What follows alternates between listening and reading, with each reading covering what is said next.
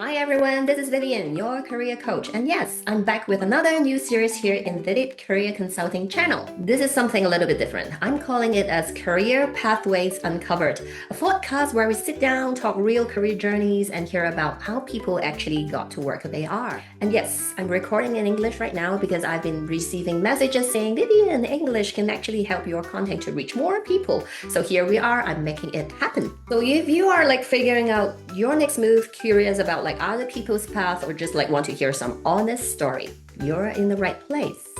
Let's get started. Hi everyone, so thanks for joining us. I'm really excited to be here today with Gurm to have this open, honest conversation about our personal journey. So thank you, Gurm, for having your time with us today. How are you?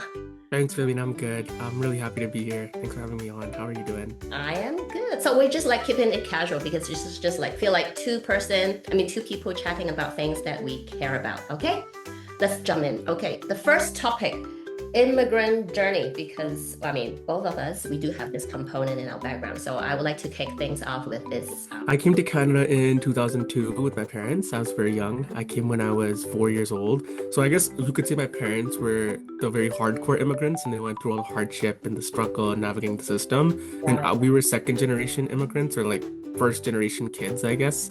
So me and my brother, I was 4, he was 2. We went to school here. We started in elementary school and all the way to university, and now we're in our master's degrees. So both my parents, they took whatever job they could get.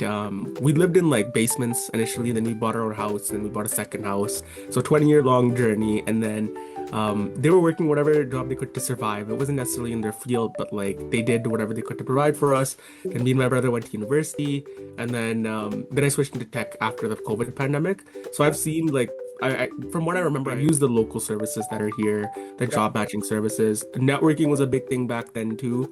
So a lot of the jobs that my parents got were through friends or family or people that they were acquainted with.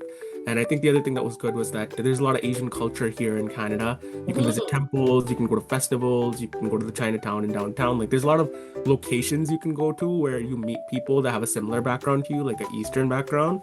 So it didn't feel too much westernized either.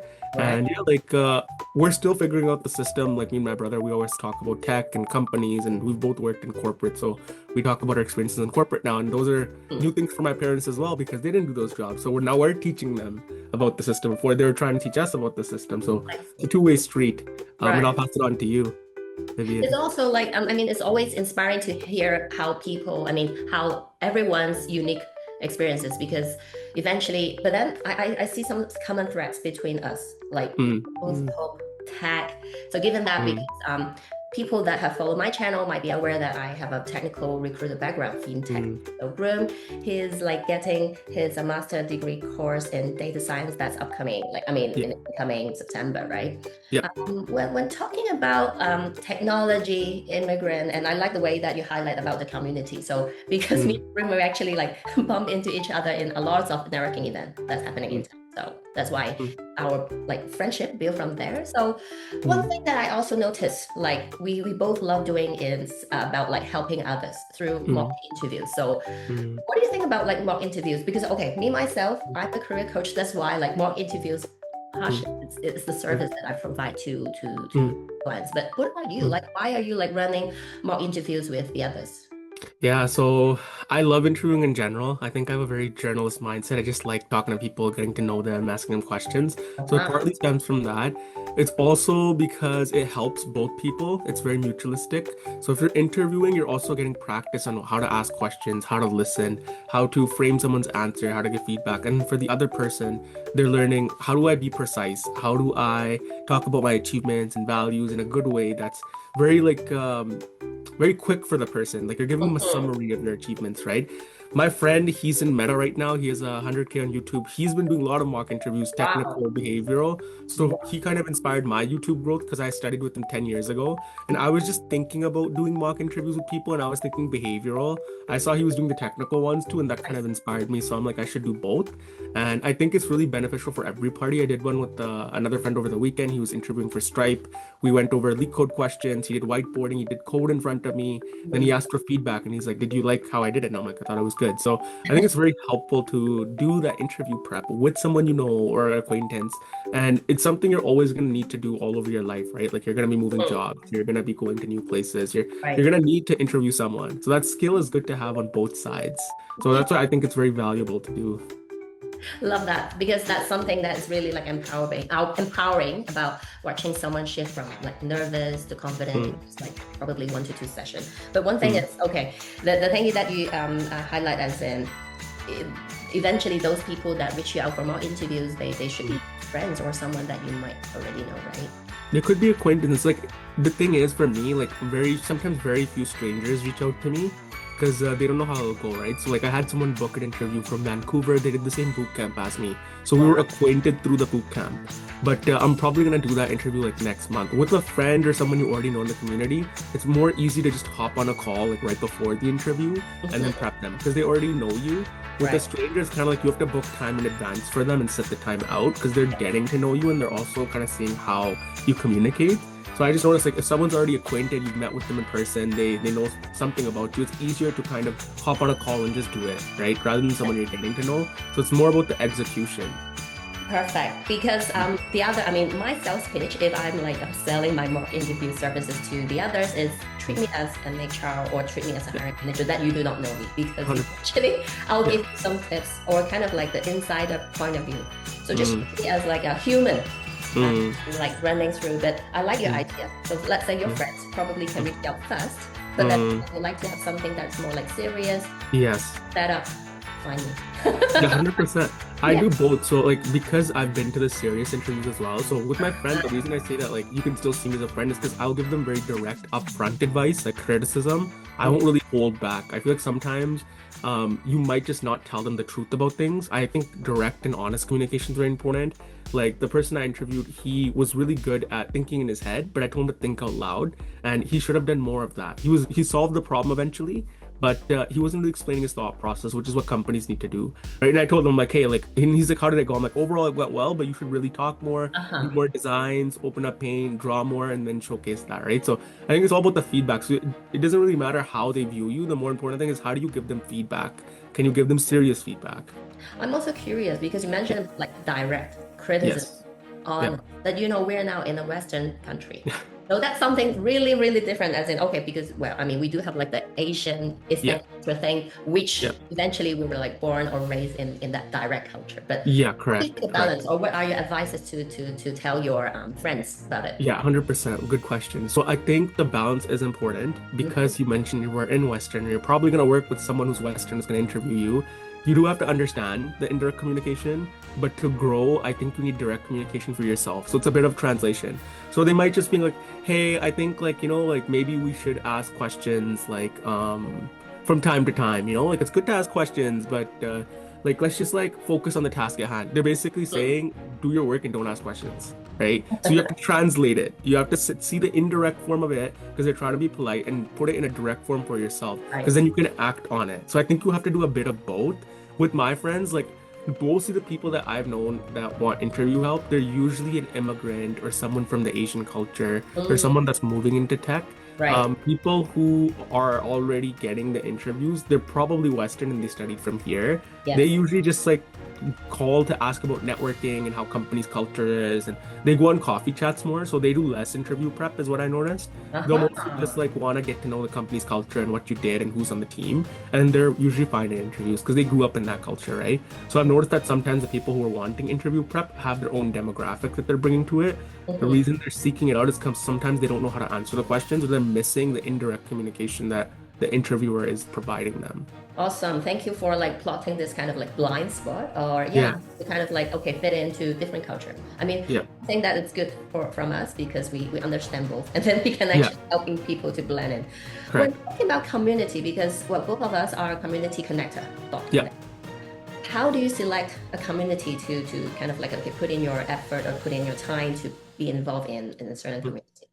So I see community in different ways, right? So we went to the Asian Heritage event with the rice. So we connected on food. So I feel like there's different things you connect on for community. So food is one of them. Then it's like hobbies and passion.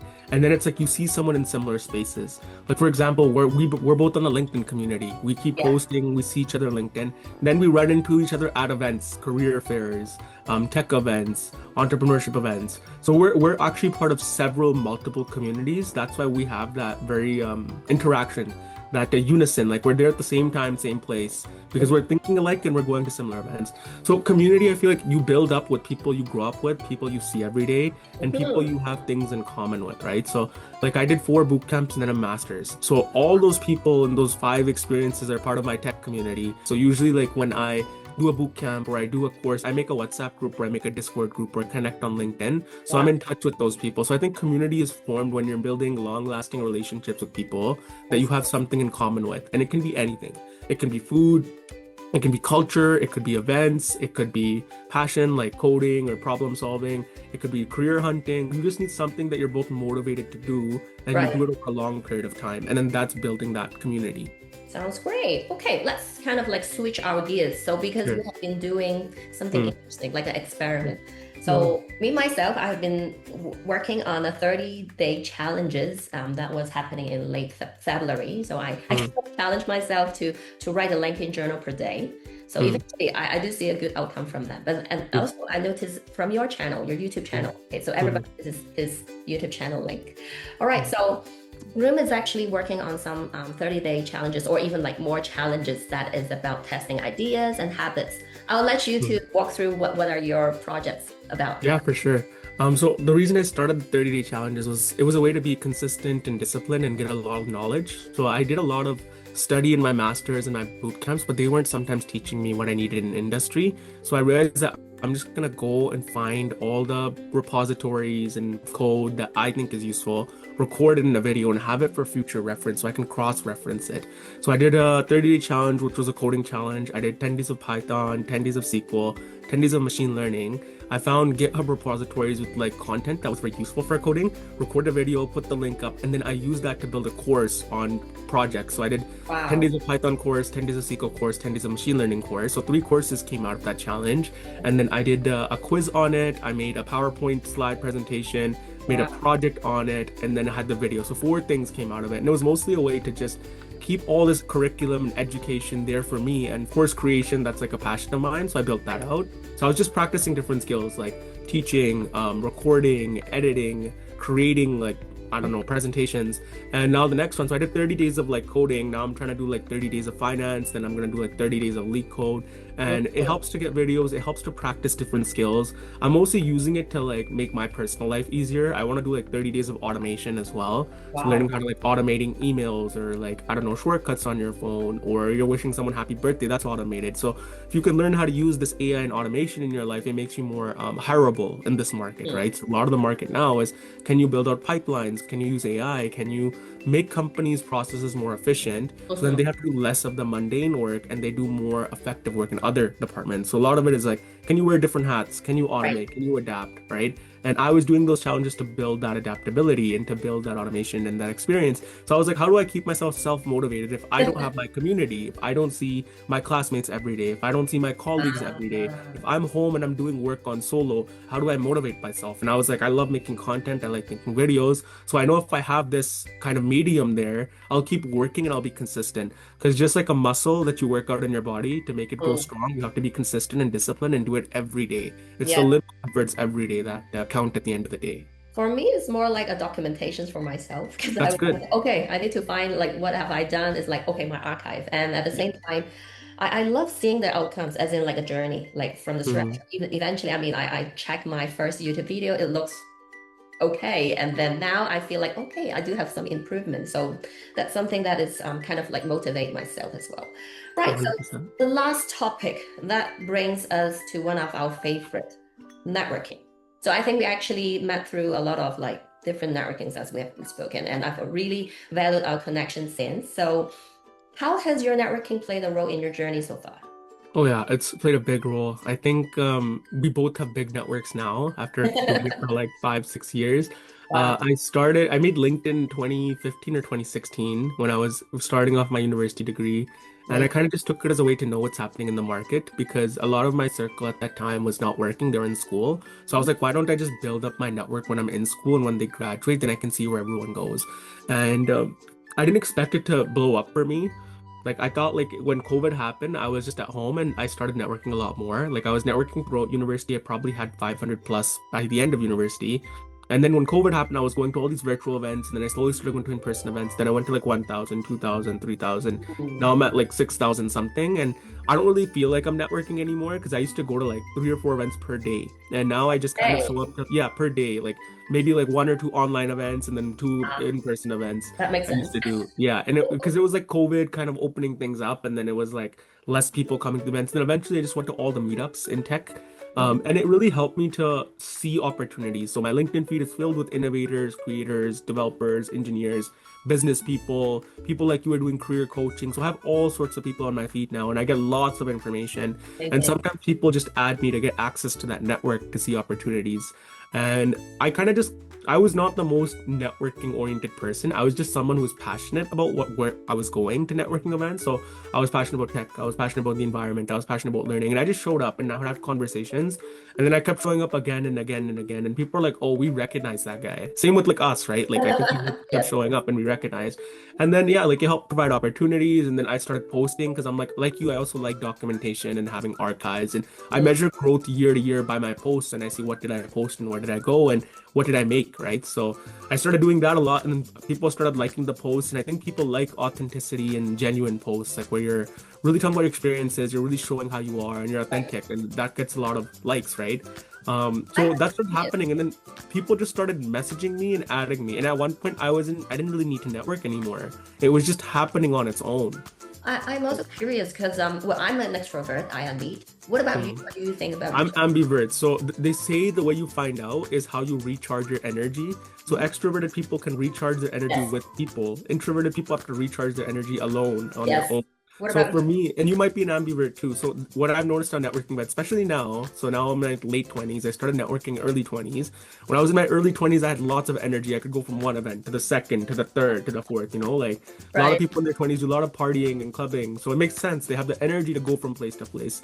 I don't have that energy now. So, and one thing I realized is when I was networking, I would go to an event and then at one point I would just sit off on my own, or I'd go to the washroom, or I'd find a place to charge my phone. And I was like, I need a break, like I can't just keep doing like run, network. I was like, I need to sit on my own, not talk to anybody, or I need to go take the train and go home, or I just need to recover that energy. That's how I realized I'm introverted, because I'm like, I can do it with small groups of people. I can do it for a certain time, but at one point I have to go sit by myself to recharge, and then I can come back into it. So I noticed I was doing that, and I noticed other people were also doing that too. So I'm like, I see all 3 categories of people. I see the introvert, I see the extrovert, I see the ambivert. They're all there.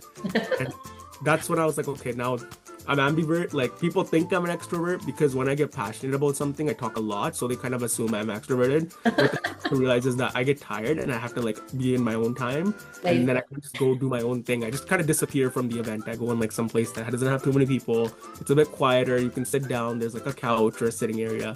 I just relax and I don't talk to anyone. Totally. It's been such a joy chatting with you today, Gurm. So what about you? Any like wrap up note? I would recommend everyone to start a YouTube channel. So we can build YouTube channel. So we can build a YouTube community of local influencers. We can have more collaborations, more featuring of each other, and definitely share your thoughts, put out comments, like, rate, subscribe, talk on Vivian's channel, message me in my channel. If you have any feedback for us, definitely share, let's get many people involved. Like this is kind of a space for anyone to come into, like you'll probably see us in person, you'll see us online, feel free to talk to us. A lot of people, I think, like sometimes people think you're very friendly and sometimes people think you're very like lost in your thoughts, so they're kind of intimidated. So I think we should have talked about approachability a bit too. I think you're very approachable, Vivian. I'm pretty approachable too. So yeah, if anyone's listening and they're interested in reaching out, like, send us a message us on LinkedIn and just connect and keep networking. Yeah, thanks so much for tuning in, and until next time, let's keep going, everybody. Thank you very much for your time, Gurm, and it's my pleasure in talking to you today. Likewise, thanks for having me, Vivian. 多謝收睇，歡迎你 subscribe 同埋 follow 我哋嘅 YouTube、Instagram 同埋 LinkedIn account。我哋下條片再見，拜拜。